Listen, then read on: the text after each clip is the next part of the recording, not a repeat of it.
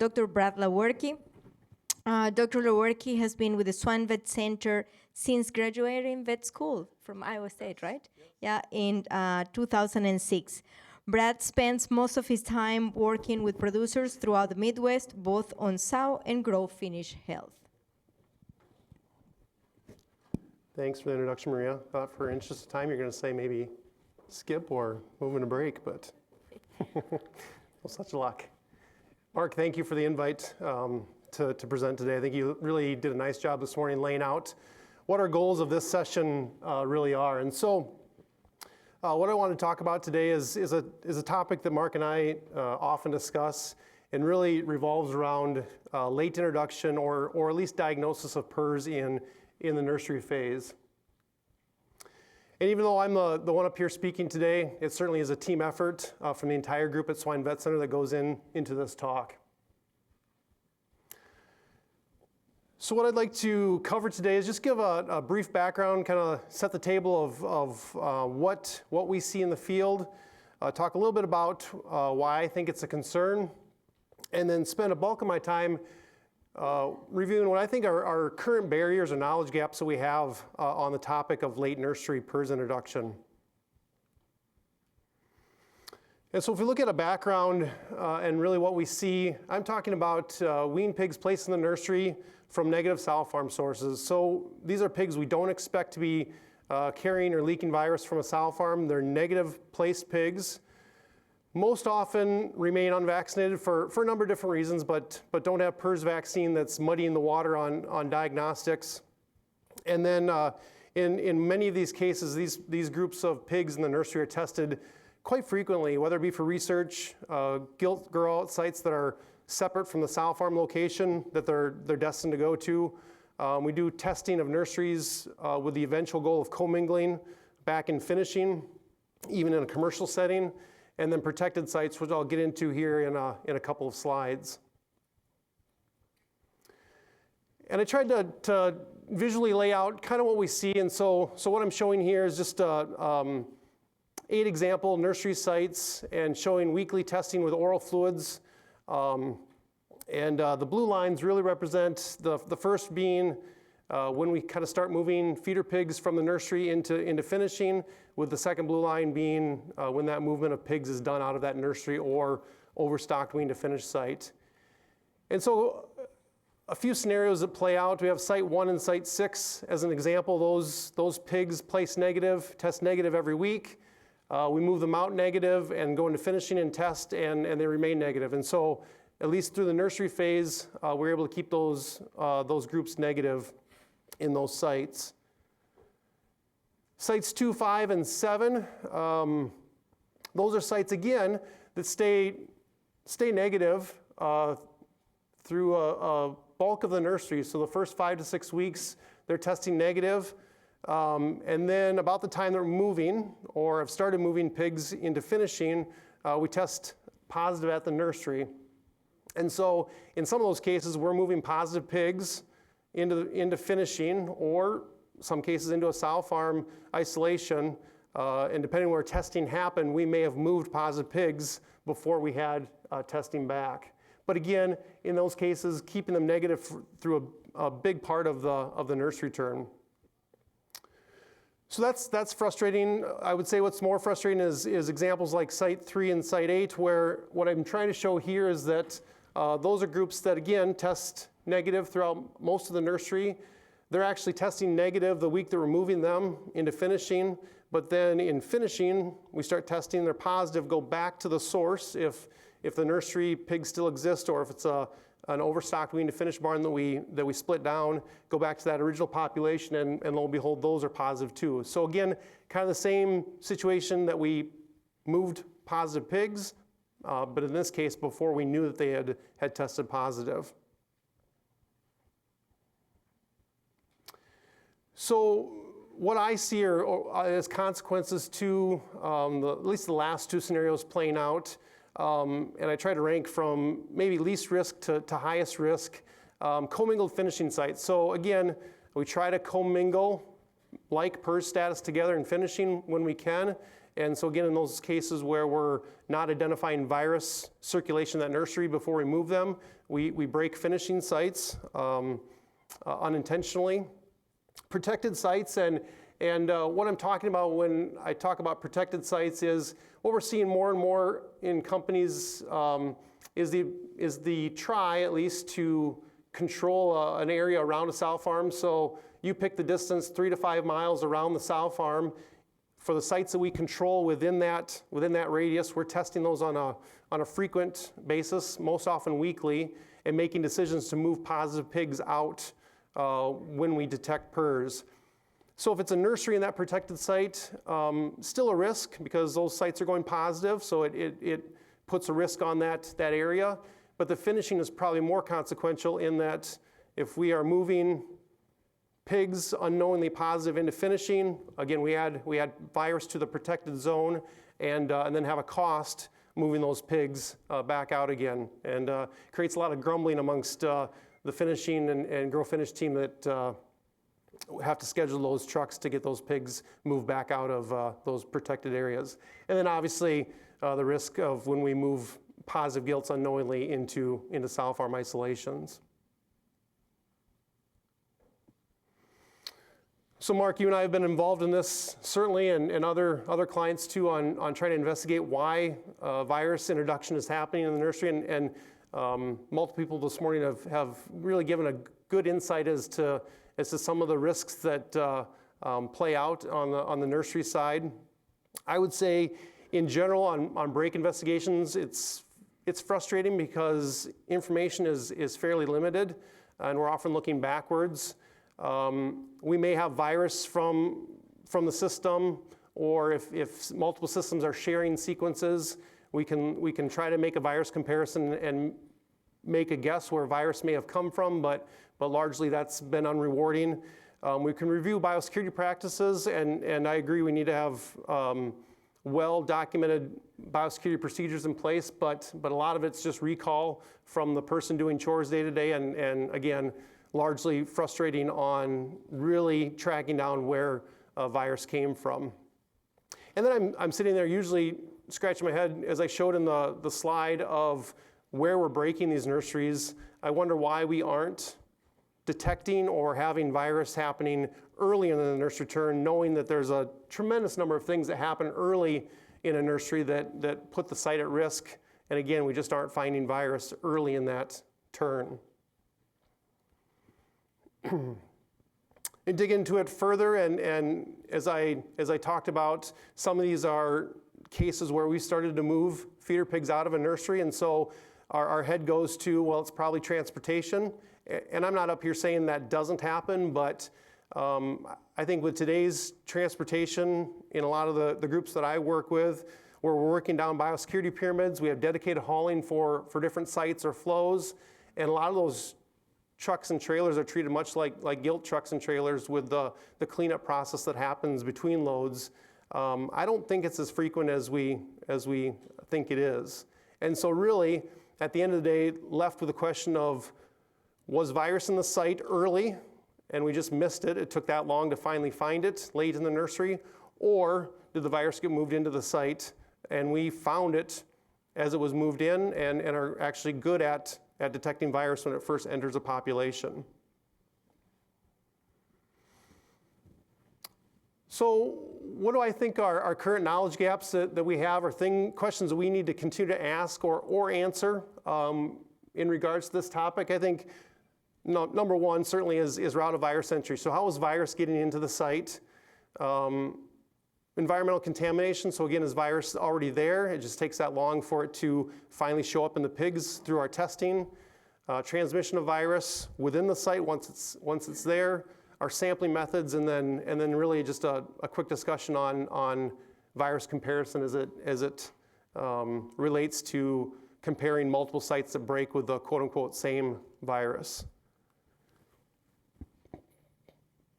So I think first and foremost, how is virus entering the site, right? That's the question I think we all want to answer, and I don't know that we, in a lot of cases, do answer this question. I would say today, compared to over the last 20 years of practice, there's a tremendous amount of biosecurity knowledge that we have, but we still fail. We still are breaking nursery sites and finishing sites for that matter.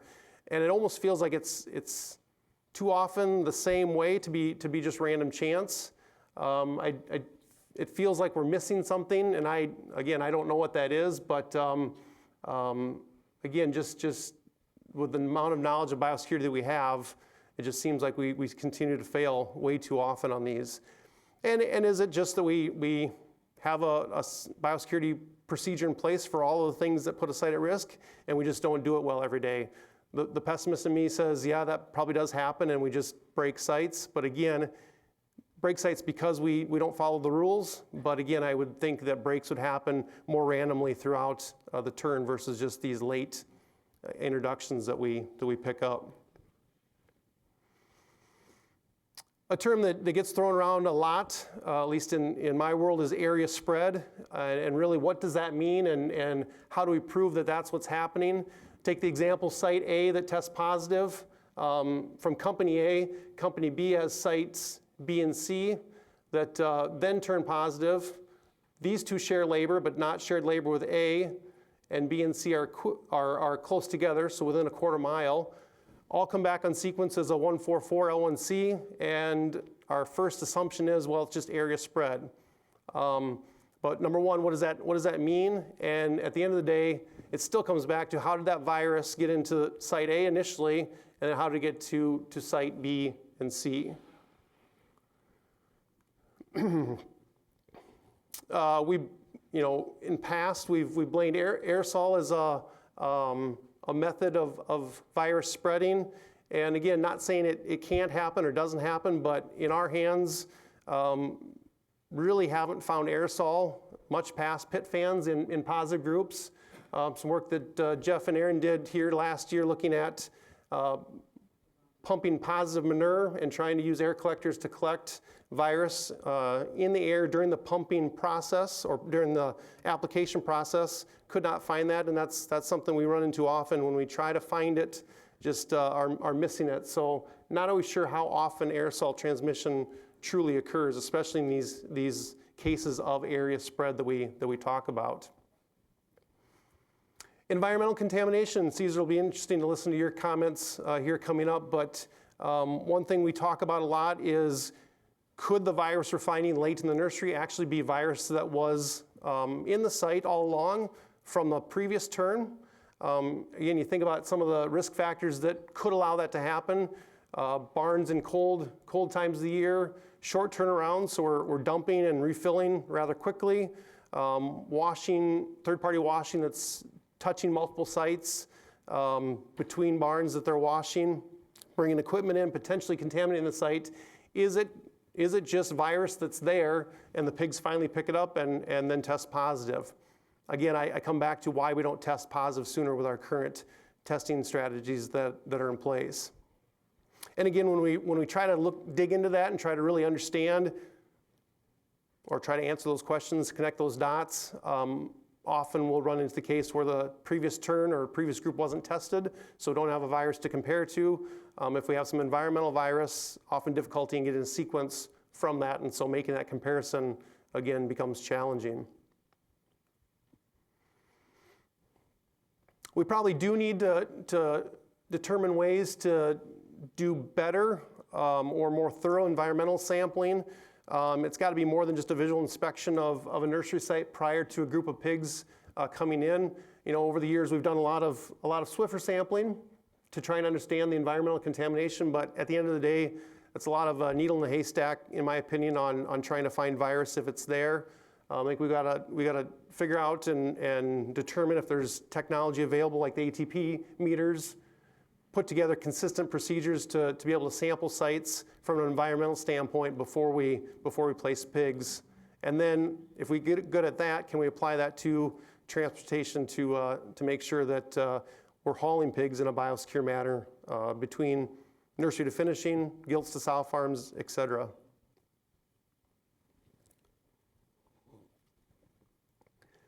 The other one that I think about a lot is actual virus transmission within the population once virus enters the site or once that first pig is infected. Again, when we look at these breaks that are happening or detections of virus happening late in nursery, if we look at how virus moves through that population, and there's others much smarter on the epidemiology of virus transmission within the site than I am, but PRRS within a population moves fairly slow. And what happens when we have populations of 8, 10, 15,000 pigs on a site? Does that change the dynamics of virus as it moves through the site and lead to the scenario that we don't pick up that virus until late in the nursery term? And through that, probably do need more robust sampling procedures. Oral fluids for sampling, certainly a great tool for sampling, but I would say some of the historic and even current sampling protocols probably aren't enough to really understand what's going on in the population. I think about some of the first oral fluid protocols I put together for a large airspace, 3 ropes hung at 3 spots, really representing 6 pens and using that as my indicator of what's going on in the population. Seen a lot more sites today, whether it be gilt grow-out sites, these protected sites we're talking about, isolations on a sow farm where we're hanging a rope where every pen has the ability to chew those ropes and every pig is hopefully, at least every pen is sampled and as many pigs as possible sampled through that process. Then we get into a whole question of how do we pool that to make sure we don't miss something with PCR testing. You know, Mark, you and I talk about a lot about are there additional samples we need to be collecting in conjunction with oral fluids to really understand the status of a nursery site or a growing pig site. I pulled one from sow farms where we look at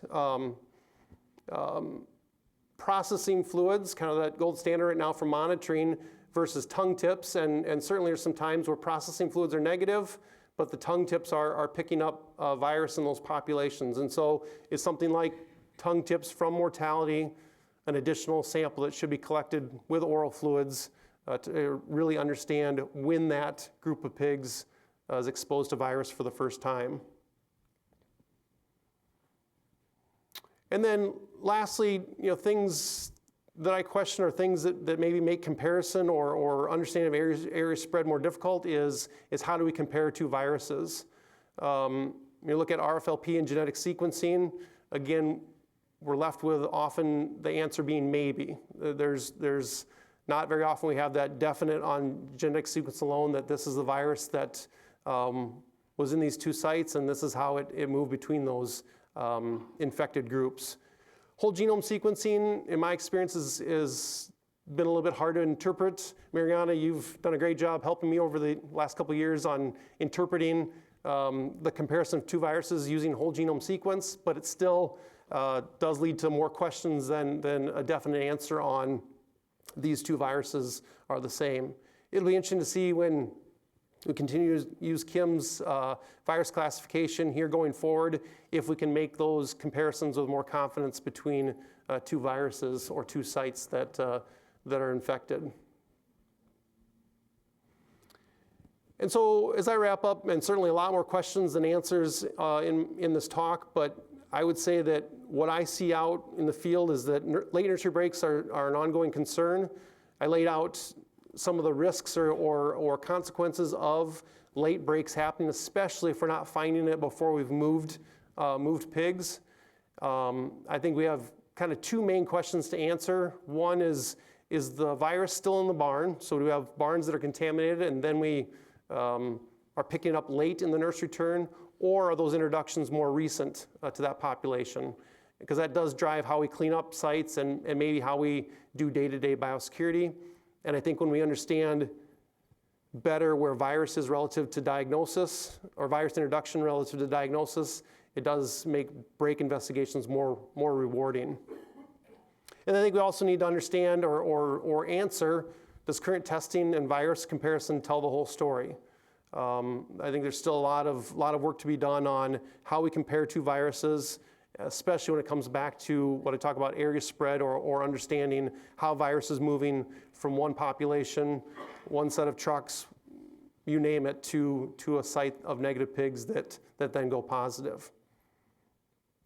And so with that, Maria, take any questions.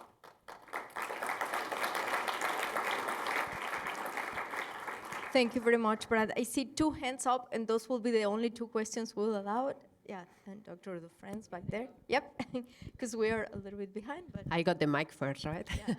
So one thing I would like to bring up, and maybe it's more of a comment that I think we cannot forget, is the role of maintenance, people maintenance and repairs. In one study that we did, Jose Angole did, we actually found the association having more PRRS breaks was associated to that. So more visitors doing maintenance and so on. And the reason why we found that association, I think, it's because we were recording the data in a different way that we often do in the systems.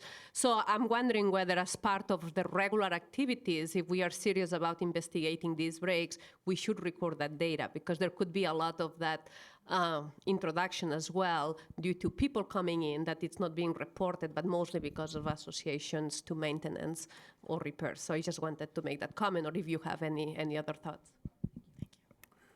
No, Monsi, I think that's a great comment, and you're right. And it's something I didn't really touch on, but all the people movement, whether it be people to help with moving pigs, maintenance and repair, all the third-party stuff that happens within a system to just get the day-to-day happening or working, yeah, that is a risk that exists, and we probably, if you reflect on that, we probably don't do a great job on training them on what our biosecurity standards are and or holding them accountable to doing it well every time.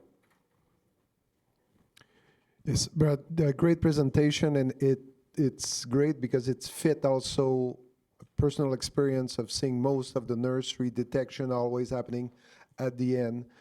And I would have two questions. One is, the sawherd you work with, were they naive or they were producing negative pigs with some level of immunity?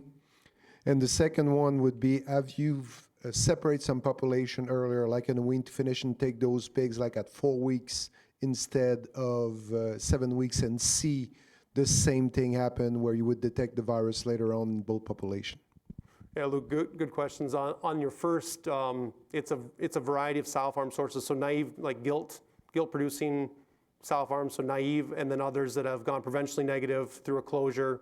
And again, on those, and we don't do it every time, but when we find virus late and try to compare it back to the original farm virus that broke the farm a year or better ago, in those cases, rare that we found a match. So it looks like it's a lateral or in-barn virus.